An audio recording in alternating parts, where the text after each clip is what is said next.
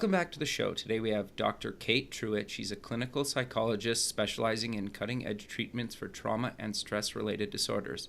Kate, welcome back to the show. Thanks for having me back to the show. Yeah, It's good to be here again. I'm excited to have you on the show. You've been on a couple of times, and we always have really good conversation. And last time I think when we were trying the heavening technique, or I was trying it kind of on the camera, it was really cool. So. But maybe before we kind of get into things, let's get to know you a little bit better. Just kind of maybe give a quick background on yourself before we kind of get into today's topic. Okay. So I have a PhD in clinical psychology, a master's in psychology with an emphasis in psychophysiology, which is how the brain and the body communicate. Okay. So I would call myself a neuroscientist. And then I also have an MBA in healthcare administration. Nice. And so I'm now at the head of my own group practice, which is fantastic. And my team and I really specialize in tackling the symptoms of depression, anxiety, stress, PTSD from a neuroscience-based perspective, and then building upon the idea of neuroplasticity to create, resilience and resourcefulness going forward.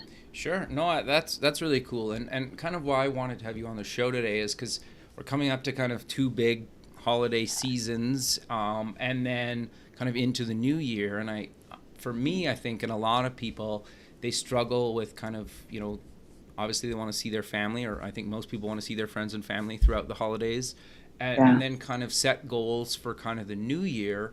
And so I kind of wanted your thoughts on how people can kind of manage, those kind of big changes that are coming up in the next few months. And so I thought, maybe get your take on kind of how people can kind of work on the work-life kind of balance throughout the holiday season and kind of into the new year. And then maybe we dive into how to kind of set goals for kind of the new year and actually stick with them, because I will set goals and 3-4 weeks later they're a forgotten thing, right? So. Yeah, we all do it. Sure. Yeah. I was thinking a lot before our interview today, or our call today, about what the holidays really represents kind of in the year-long process. And it's frequently a review of how things have or have not progressed throughout the year, speaking to those goals falling by the wayside. And then the holidays in of themselves create this interesting experience of who am I in the world that I'm living in right now? What's missing? What am I grateful for? What is abundant? Sure. And it's this interesting 2-month period where all of a sudden we have to rise to this new social level. Sure. And the expectations that society has created of you're supposed to be up here, and what if you don't have plans? Sure. Or what if you lost somebody during the year and this is the first time you're going to be navigating this experience without that person? And so the personal pressures through this time period are really intense, in addition to trying to lead your own business. I mean, if you're an entrepreneur, thrive in the corporate environment that you're living in. And it just is this whole new level of stress in many ways. Even if it's positive stress, it's just a whole new level of stress. Sure. No, that makes a lot of sense. And I think, everybody's trying to, I think in a lot of cases, portray that life's grand and wonderful. Yeah. And I think sometimes it is, sometimes it isn't, right? And that's not, just how things go. And so how do people kind of be honest with themselves and kind of maybe their friends and family if they're kind of going through something good or bad? Yeah. But I really want to speak to what you were just saying, is we all portray this great experience. I mean, you go on social media and it's the great pictures and everybody's having so much fun and so much joy, and then it's, well, what if life is really kind of painful inside? Sure. And I think one of the things it's hard to do, but it can be really empowering, is to be a little more vulnerable in our social media experience of ourselves. Okay. And to, if it's appropriate and safe, to put a call out to our friends and say, hey, I'm having a hard time, could you guys reach out to me this season? Interesting. I'm feeling a little alone. Sure. And it's a scary thing to consider doing, and obviously people will need to examine their own social media group, but it does create an opportunity for other people to go, wait a minute, I'm not alone, I'm having a hard time, they're having a hard time, and maybe we should just connect for coffee. Sure. And build a deeper level of support. I mean, I think one of the hardest things to do is to say I'm having a hard time. And whether it's and certainly social media is a big way of saying that, but even to pick up the phone and reach out to a friend. Sure. So with my patients, I talk a lot about scheduling phone dates throughout the holiday. Okay. So Interesting. yeah, and the idea being that that on Thursday evening at 5 p.m., wherever you are, you're going to pick up that phone and you're going to call this person. Okay. And knowing that that's on the schedule. So it's actually scheduled, you get a reminder, and that person has done the same thing. You've both committed to it, can alleviate the pressure of feeling like you're going through something alone, and also just create greater opportunities for connectedness. Sure. And a lot of times, if you may not be planning something, you may be coming off of a hard day, but that person has something going on, they go, hey, come on out. Whereas they might not have done that otherwise because everybody's, navigating their world in their own little bubbles. Yep. No, totally. I think that's actually really good advice, because I think sometimes too, like, if you're trying to set goals for the new year, even, and just like maybe that Thursday calls with like a mentor or somebody that's you look up to that, can spend 30 minutes on the phone or whatever, and just be like, you know what, I'm looking for a new accounting software. I don't know, maybe that's a bad example, but do you know what I mean, right? Like, absolutely. That they could solve one of these little problems, maybe whether it's kind of business or personal, or maybe both. Well, and it's just the goal is the connectivity. We're an attachment-based species. Yeah. And I think one of the things the holidays really does is, if we are alone, so say we've moved to a new city and our family, for me, my family would be back in Kansas when I first moved to LA. And maybe I couldn't fly back because financially it simply wasn't viable. And so my aloneness in this city, Los Angeles is such a connected city in so many respects, but it's also one of the loneliest cities. Sure. And so knowing that those connected moments are on the schedule, where it's like, okay, I'm going to call this person, or now, okay, I'm having this contact with my mentor or my professor, or even with another, back then a student or a colleague. Exactly. And it's also saying we can learn from each other. Sure. So, no, go ahead. Sorry. No, go ahead. I was just going to say, so I'm curious to know, we were talking about this a little bit earlier, is just setting goals for kind of maybe finishing out the year or kind of into the new year. I'm terrible at it. Like, I try every year, and I kind of, to be fair, I think I gave up last year because I was just like, I'm not going to do it. But you kind of have a different take and an interesting take on kind of how to actually make that successful. Do you want to maybe walk us through that? Yeah, well, do you mind sharing? So when you say you're terrible at it, how do you feel as you say that? Well, I think I just know that I'm not going to follow through. I think that's the thing. And the perfect example is, I would like to exercise, start exercising, I should say, because my exercising is a handful of times a year at best. Yeah. Okay, that's fair. So, because life is happening, right? Yeah, and like I have two 3-year-old and an 8-month-old, so busy, plus being married and work and the show, and I'm not complaining. I'm sure other people are just as busy, if not busier. So, well, we forget to prioritize ourselves within everything we're doing, for sure. So, so you kind of mentioned SMART goals. What exactly is that? I've never actually heard of the term, to be honest with you. Yeah. So a SMART goal is the idea that we need to, when we design a goal, we'll often create a large umbrella goal of, I need to get to the gym 3 times a week, no matter what. Okay. And that's not sustainable because we haven't created the structure in our lives to do it. Okay. And so the idea of a SMART goal is that we're going to create in increments a goal that will get us towards that umbrella success. So getting to the gym 3 times a week. And so a SMART goal is a goal that's specific. The M is for measurable, the A is for achievable, the R is for realistic, and the T is for timely. Okay, interesting. And so we want a goal that is very specific, and that means it is this construct, and we want to be able to measure it. So getting to the gym for 3 times a week now we want it to be achievable. So can you control if you're going to get to the gym 3 times a week for the entire year? Absolutely not. Life's going to happen. Sure. And so we'd want specificity, maybe go 2 to 3 times because it's achievable and realistic then. And you look at measurability, okay, I can fathom mentally measuring for a month. Okay, so I'm going to set this goal for a month. Instead of saying 12 months. 12 months, because that's really big. Daunting. And it's overwhelming. Sure. And then Okay. where we might actually start to dial it back, so especially if it's exercise, is saying, okay, for 1 week, I'm going to get up each morning Okay. and put my running shoes on and my gym clothes. Okay. Because your brain is then sinking into, okay, I'm getting up, I'm putting on my running shoes. And we know that if we have running shoes on, we're much more likely to get up and take a walk than if we have dress shoes on. Or certainly for women if they have heels on. Sure. Right? Sure. And so it's actually bringing in tiny increments of exercise slowly in a way that starts to develop into a sustainable, natural habit. Okay. And this works obviously for anything Yeah. exercise or For unrelated. Yeah. Okay. I got you. Changing your diet, cutting back on drinking. So going into the holidays, I have a lot of patients who are like, I know that I have a tendency to overuse alcohol when I'm stressed. Sure. The holidays are all about going to parties and drinking alcohol. So how do we set up small goals for success?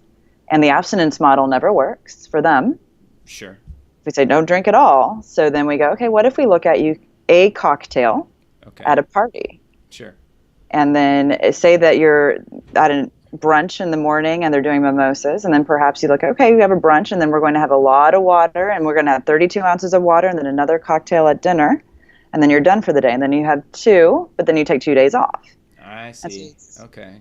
So really structured planning. And the goal is to create successes. Okay. So, well, correct me if I'm wrong. It's like basically almost not planning your day, but kind of thinking about it kind of in days or a couple of days or maybe just a full day to say, okay, like, and that's kind of how, is that kind of what you mean? Yeah, it's creating realistic constructs that work for your life and that won't be punitive. Okay. And then the other piece is, say, if we go back to the gym analogy, say, okay, you've set the goal, you know it's realistic for yourself to plan on getting to the gym 2 to 3 times a week. You've planned on Tuesday, Thursday, and maybe a Saturday, Sunday. Sure. And you only get you only get there one time. So then you look at the idea of failure being the first attempt in learning model. Okay. So we don't fail. Failure is an opportunity to learn. Sure. And so we go, okay, what happened this week where I only got there one time? And then we reflect with kindness because we're becoming wiser. Okay, interesting. And that's where goals fail. So your story, when we started speaking, I asked you, how do you feel when you say that? You're like, well, I just know I'm not going to follow through. And so you have a narrative in your mind that you're going to fail. Yeah, it's like I'm defeated before I even start. Yeah. And we're narrative creatures. Our brain is designed to work in narrative stories. Okay, interesting. Which means that if our story is we're going to fail, we're going to fail. We're going to live that story. Sure. And so instead we break it down smaller and smaller into what's realistic for our life. And realistic for you might be, I'm going to get to the gym twice this month. And it's going to be on this day and this day. And going back to the idea of scheduling dates, on those 2 days, you're scheduling dates with yourself at the gym. Right. Okay, interesting. I see. Yeah, okay. No, it makes sense. Yeah, right. Like, yeah, because I don't know for everybody, but for me now that I live and die by my kind of calendar, right? And if it's not in my calendar, it doesn't happen. And I like, just like, if I'm out with somebody, it's like, okay, we should do this again soon. It's like, okay, well, if we need to book it right now or it's never going to happen. And I don't even mean it mean. It's just realistic. It's just realistic, right? It's like, it's the same with like, I think even just any types of appointments. It's like you go to the dentist and like, okay, well, your next cleaning is, well, let's just book it now. And it's 6 or 9, whatever it is out. But for me, it's like I'll never call the book a dentist appointment, right? Like that, right? So I think, but I think that's really good advice, right, for people, right? And I think there's a lot of people just as your life gets progressively busier and kind of there's more stuff happening. It's just, for me at least, I need to plan it, and I think that's actually really good for people out there, right? Yeah. Well, and I think to speak to that idea of not prioritizing ourselves, you know, there's that analogy on an airplane. It's not an analogy. It's truth that if the air masks drop, who gets the air mask first? The adult or a child? It should be child, right? Isn't that what they say? Or no, secure your own first. Oh, yes. Yeah, I never pay attention clearly. Well, but we're socialized to believe that we should sacrifice ourselves. Yeah, that's true. Interesting. Okay. Right? And if we prioritize ourselves, there's a word for that. It means we're selfish. Okay, interesting. Right? Sure. And so the reality is, and this is so true as a parent, especially as a parent with some little ones, you need to be putting your air mask on Because if anything happens to you, they're not strong enough to care for themselves. Yeah, fair. So they need you strong and hearty and healthy. Interesting. Yeah, So that's fair. you got to do your air mask. And that, I mean, that goes for all of us. We have to do our air mask to make sure that we're okay so we can take care of the people we love in the way we want to. And I think going through the holidays, that's really important. Sure. Because we feel like, okay, we have to go to this party, we have to buy these presents, we have to do this, we have to do this, we have to do this. And we forget to find our own balance. Sure. And we lose ourselves in it. And that's where the stress, the anxiety, and even the depression really starts to settle in, is when we lose ourselves within it. And then the expectations are up here. But what really comes out is down here because we've completely exhausted ourselves. Sure. Yeah, the thing that I've always found really kind of fascinating about even just doing this show in general is I get to talk to a lot of really successful people. And in some cases, it's people that I've idolized for years. Yeah. And then you get to talk to them, though, and you realize, like, how, like, sometimes they feel so lonely and empty and unsuccessful. And you're just like, it's so, like, everybody's trying to be this person. But that person is not even happy with, like, who they are, or how, like, and they would, it's, to me, that is so kind of, was so eye-opening, right? And kind of why I really wanted to have you on the show is because this is the perfect season to think about all this stuff, right? Because everybody's like, if I just made an extra $100,000 or my first million, or, but, like, there's people that have made tens of millions or hundreds of millions of dollars that just, like, hate it, right? And I don't really, I hate to reference this, but, like, there's, like, all those, like, suicides with, like, successful musicians lately, right? This year. And you think, like, people are idle, like, you're like, how could you, you know, you're at the top of something that most people will never achieve, and these people were clearly not happy, right? And right? And so we idolize these things, but we have no idea how good or bad these people are really doing kind of inside, right? And we tie kind of financial material success to, like, happiness, right? At least in my experience, a lot of people do. But what makes you happiest? When are you truly in a moment of just delight or joy?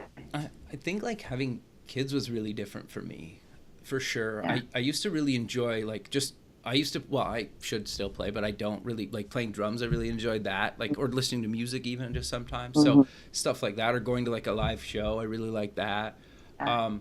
So for me, it's, like, almost like certain experiences, but I find, the data supports that. Okay. How so? And this is great going into how are we thinking about gift giving. The happiest people spend their money on life experiences and shared moments. Okay, there's a lot of research on that. I could see that, because I think lots of people have bought and I need the latest whatever tech gadget. Here's your iPhone X. Merry Christmas. Yeah, but you kind of lose the... Yeah, whereas instead of it was like, hey, let's go see Hamilton and go to dinner. Okay. And then there's a moment that you've shared with somebody or somebody's that you can talk about for years. Sure. Right? And that goes back to that attachment-based species component. So when we fill our lives with those moments, and I think as people become more successful, more affluent, those moments get lost partially because they're recognized. It's harder for them to go out, to freely engage in the world. And there is that sense of what you just said. They have experienced this level of success that so many people covet, that the connectedness to the authentic people who want to be in their lives goes down and down and down. Sure. And it starts to become a little bit of paranoia as to, can this person really be in my life because they want to be in my life, or are they using me for something? I see. Interesting. And that's really deeply lonely. Yeah, I could see that for sure. The other thing that I want your thoughts on, that we're kind of in this tangent, I guess, but it's good, is I had a guy on the show a long time ago, and he literally, on the show when it aired, he's like, he always felt like he's sold tons of companies, like he's made hundreds of millions of dollars, like that type of guy. And he's like, he still was like, I feel like a complete, like, fraud. And he's like, I'm just waiting for somebody to kind of call me on that, right? And so it's kind of like when you're at the top, there's kind of only one way to go, right? And that's kind of usually down, and he's kind of waiting for that. And I thought that to me was, like, extremely eye-opening and fascinating to Yeah. me, because it's like, Well, I think, oh, sorry, go ahead. no, go ahead. Yeah. I think it's being at the top, but having we call it an internal versus external locus of control. Okay. And so an internal locus of control means that I am proactively acting upon my world with choice. Okay. Whereas an external locus of control is we're kind of back on one foot, dukes up, reacting, and the rest of the world out here defines our value and our worth. Sure. And so if somebody, and I work with a lot of executives who Sure. say that exact same thing, they feel like a fraud. They're just waiting for it to be found out and for the empire to crumble. Yeah. And those are deeply rooted thought processes. And these are actually the types of thought processes that the havening techniques are incredible at shifting and changing in a really rapid, efficacious manner. Sure. Because they're tied into a survival mode in our limbic system and then our self mode up in our prefrontal cortex. And they navigate a certain part of our brain that it's called the anterior cingulate gyrus, just to get a little geeky. Sure. No, that's and good. That part of our brains is basically one of the defining components of external versus internal locus of control. Okay, interesting. And so to go back to the airplane analogy, those moments we choose to take care of ourselves first, we're strengthening our internal locus of control, which strengthens our belief that we have value and worth outside of what is going on around us, which makes us more resourceful and resilient. Interesting. If we're choosing to constantly sacrifice ourselves, then that external world, we're saying this over here has more value. This is what matters rather than me mattering, and we're constantly reinforcing that the outside world is what matters. And then we get to the top and we haven't valued ourselves yet. Sure. And so all of a sudden there's no more golden rings to jump for. So what then? Sure. When you have it all and it's not what you really want, what happens? Yeah, fair. It seems right? So, yeah. How do people deal with that, I guess? We work with the brain. I guess, hey? Yeah. And part of that is the narrative. Part of that is learning to prioritize yourself and intentionally choosing to put yourself first. And then a lot of it is, this is going to sound very therapy, but it's Sure. going back to those very early developmental experiences and examining, did my caretakers help me learn to grow into a solid sense of self, or was it my job to take care of my caretakers? Was it my job to take care of XYZ? Sure. How much sense of self did I have in my home environment? How punitive was it, or how supportive was it in a healthy way? Sure. And if the environment was not based in a place of healthy development, then that individual is much more likely to be externally defined. Interesting. Okay. No, and then we go back and heal that. Sure. That's actually quite fascinating, because it's interesting, because I can't remember the analogy, but it was something along the lines of, like, if you put your first, like, you have your $1 million check or 10 million, it doesn't really matter. And you go put it in the bank physically. It's not like balloons fall from the sky and there's confetti, like, right? Like nobody rolls out there. Like, it's just nothing really happens. And I think that seems to let down a lot of people, right? That there's not this big, like, celebration moment. Right. And so, and maybe, like, is that the fault of kind of society in the movies, or like, why are we portrayed that everything should be this kind of celebration? And if a big achievement in your life isn't this big kind of celebration, you're kind of let down by that. Yeah. Well, you know what's interesting is it could be a big celebration if the person invited everybody to celebrate with them. Okay. So it's on you. So part of it is internal locus of control, saying, this is huge. I am proud of this. I have accomplished this, and I want everybody to come celebrate. Sure. But are we socialized to celebrate our successes? No, because then we're selfish. Sure. You see, I mean, it's just, it all goes back to kind of flying in the face of society and acknowledging what is so important for us. Interesting. What is it that we authentically need, and moving into that, recognizing it's going to feel vulnerable, but moving into that vulnerable space and inviting people into the celebration or into the difficult time or even into the experience of being let down, that, wow, okay, I did this and now I'm faced with what next. Sure. No, I think that's actually really good advice and interesting, right? And I really just wanted to kind of get people thinking about this stuff, right? Because I don't think... it's really important stuff. Well, and I also think that a lot of people are kind of scared to talk about it, right? And I think it's becoming more kind of socially acceptable to talk about this, but I think we're kind of at the very beginning of, people talking about this stuff. Is that fair to say? I think that's absolutely fair to say. And I mean, and again, it's back to what we're socialized to. And, I have a number of patients that I work with who really struggle with their success, and they have worked hard, they have earned it, they've built it from the ground up. They're not silver spoons, that it's theirs. And yet they feel as though they have to quiet themselves down and they can't share it because other people haven't had the same success. Okay. And then they come to me because they've isolated themselves so deeply because they feel almost ashamed of the success that they've had. Sure. And what's really been neat to experience is that as they invite their friends into celebrating their moments, or their family members into celebrating their moments, their friends and their family members have seen how hard they work.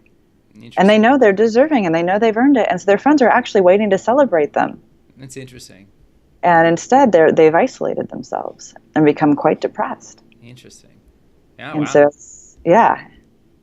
Well, Kate, I wish we had more time because I'm sure we could talk about this for another couple hours, I'm sure. Yeah. But let's close the show with mentioning where people can get more information about yourself. And just, I do want to say, on the last episode of this show, we actually did the havening technique. Well, you walked me through it. So if they want to check that out, and it's online, and they can check that out on your site as well.